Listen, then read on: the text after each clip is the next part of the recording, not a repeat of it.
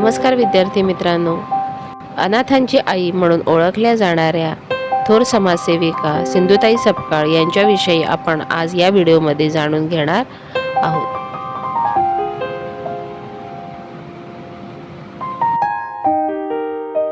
सिंधुताई सपकाळ यांचा जन्म 14 नोव्हेंबर 1948 रोजी महाराष्ट्रातील वर्धा जिल्ह्यात गुरेढोरे पाळणाऱ्या एका गरीब सामान्य कुटुंबामध्ये झालेला होता आणि गरीब कुटुंबात जन्मल्यामुळे त्यांना चिंधीचे कपडे घालावे लागत होते, म्हणजेच जुने कपडे घालावे लागत होते। सिंधुताईंच्या वडिलांचे नाव अभिमानजी साठे असे होते। त्यांचे वडील हे सिंधुताईंचे शिक्षण व्हावे यासाठी उत्सुक होते आणि गुरेढोरे पाळण्याच्या निमित्ताने सिंधुताईंना ते बाहेर शाळेत जाऊ देत असत। पण सिंधुताईंच्या आईचा याला विरोध होता आणि घरच्या आर्थिक परिस्थितीमुळे सिंधुताई यांच्या शिक्षणाला खीळ बसली। त्यांच्या आर्थिक परिस्थितीमुळेच लहान वयामध्ये आणि घरातल्या जबाबदाऱ्यांमुळे त्यांचे 4थी पर्यंत शिक्षण झाले आणि पुढे त्यांचा विवाह लावण्यात आलेला होता। त्यांचा विवाह त्यांच्यापेक्षा 26 वर्षांनी मोठे असलेले श्रीहरी सपकाळ यांच्याबरोबर करण्यात आला। लग्नानंतर त्यांना खूप कठीण जीवनाचा सामना करावा लागला आणि तरीही त्यांनी हार मानली नाही।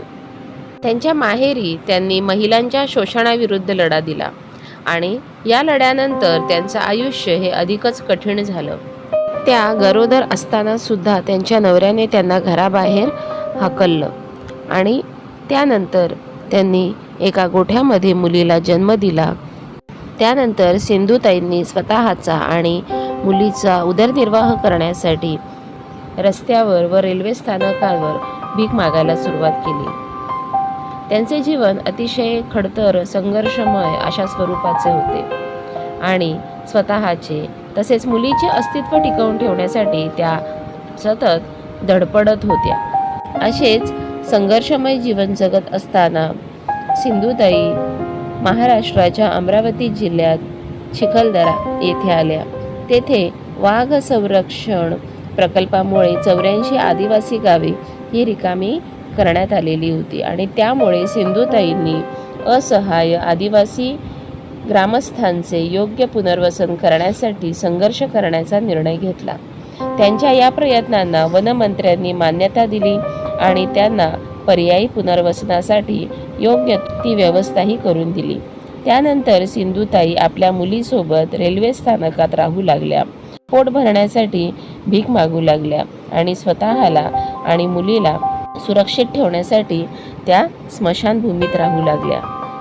आपल्या या संघर्षमय काळात त्यांना समजले की देशात अशी अनेक अनाथ मुले आहेत ज्यांना आईची गरज आहे आणि तेव्हापासून त्यांनी ठरवले की जो कोणी अनाथ त्यांच्याकडे येईल त्याची आई म्हणून सांभाळ करायचा आणि आई म्हणून सांभाळ करत असताना त्याच्यावर अन्याय होऊ नये यासाठी त्यांनी स्वतःची मुलगी श्री दगडूशेठ हलवाई पुणे महाराष्ट्र या ट्रस्टला दत्तक दिले। बरीच वर्ष अथक प्रयत्न केल्यानंतर सिंधुताईंनी चिखलदरा येथे पहिले आश्रम बांधले। त्यांनी आश्रमशाळांसाठी पैसे गोळा करण्यासाठी बरीच शहरे गावे यांना भेट दिली आणि आतापर्यंत त्यांनी 1200 मुलांना दत्तक घेतले, जे प्रेमाने त्यांना माई म्हणून संबोधतात आणि त्यापैकी बरेच लोक आता प्रतिष्ठित ठिकाणी डॉक्टर आणि वकील म्हणून काम करत आहेत। सिंधुताई सपकाळ यांचे जीवन अतिशय प्रेरक अशा स्वरूपाचे होते। त्या दृढनिश्चयी होत्या। आपल्या जीवनामध्ये अनेक अडचणी आल्या तरी त्यांचा कसा सामना करायचा याचं उत्तम उदाहरण म्हणजे सिंधुताई सपकाळ यांचे जीवन। स्वतंत्र भारतात जन्मल्यानंतरही भारतीय समाजामध्ये उपस्थित असलेले सामाजिक अत्याचार आणि अत्याचारांना त्या बळी पडल्या। आपल्या जीवनाचे धडे घेत त्या महाराष्ट्रातील अनाथांसाठी लढल्या। त्यांना अन्न, शिक्षण, निवारा उपलब्ध करून दिले। त्यांच्यामार्फत चालविल्या जाणाऱ्या संस्थांनी असहाय आणि बेघर महिलांना मदत केली. आपले अनाथाश्रम चालवण्यासाठी सिंधुताईंनी पैशासाठी कुणाकडे हात कधीच पसरले नाहीत. त्याऐवजी त्यांनी सार्वजनिक व्यासपीठांमधून प्रेरणादायी भाषणे केली आणि समाजातील वंचितांना, उपेक्षित वर्गाला मदत करण्यासाठी जनतेचा पाठिंबा मागितला. सिंधुताईंना जवळजवळ 750 राष्ट्रीय आणि आंतरराष्ट्रीय पुरस्कार मिळालेले आहेत. त्यापैकी महाराष्ट्र शासनाचा डॉक्टर बाबासाहेब आंबेडकर समाजभूषण पुरस्कार, पुण्याच्या अभियांत्रिकी कॉलेजचा कॉलेज ऑफ इंजिनिअरिंग पुरस्कार, महाराष्ट्र शासनाचा अहिल्याबाई होळकर पुरस्कार, पुणे विद्यापीठाचा जीवनगौरव पुरस्कार असे अनेक पुरस्कार मिळालेले आहेत. तसेच पद्मश्री पुरस्काराने सुद्धा त्यांना सन्मानित करण्यात आलेले आहे. तसेच आनंद महादेवन यांनी 2010 मराठी चित्रपट मी सिंधुताई सपकाळ हा सिंधुताई सपकाळ यांच्या जीवनावरचा खऱ्या अर्थाने प्रेरित असा चित्रपट तयार केला. 54व्या लंडन चित्रपट महोत्सवात या चित्रपटाची वर्ल्ड प्रीमियरसाठी निवड देखील करण्यात आलेली होती.